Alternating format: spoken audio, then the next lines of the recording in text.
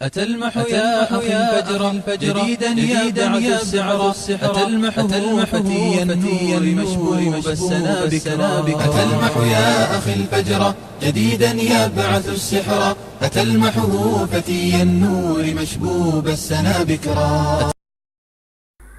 الحمد لله ذي العزة والكبرياء وصلى الله على محمد خاتم الأنبياء.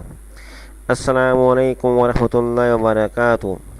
خواتین و حضرات، روزمرہ زندگی سے تعلق رکھنے والے مسائل اور اسلامی تعلیمات کی روشنی میں ان کے حل روحانی وظائف لے کر آپ کی خدمت میں حاضر ہیں.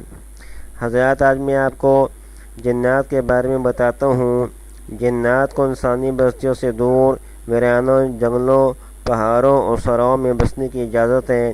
حدیث میں آتا ہے کہ اگر آبادی زیادہ ہو جائے گی تو یہ جنات آبادی کو رخ کریں گے اور لوگوں کو تنگ کریں گے.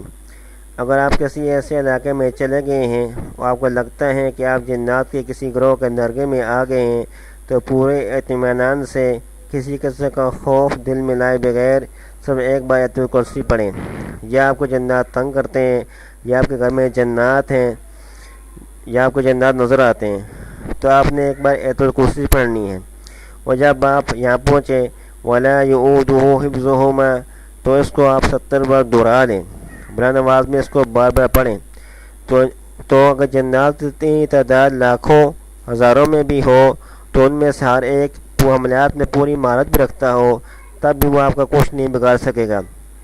اگر آپ گھر پر یا آپ کے کہیں مہمان ٹھہرے ہیں وہاں پر جنات اچانک آپ کے قریب آ جاتے ہیں تو آپ بھی یہی عمل دہرا لیں. انشاءاللہ یا تو بھاگنے پر مجبور ہو جائیں گے یا جب تک خاک ہو جائیں گے.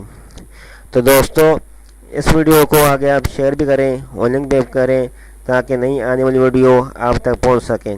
والسلام علیکم ورحمۃ اللہ وبرکاتہ.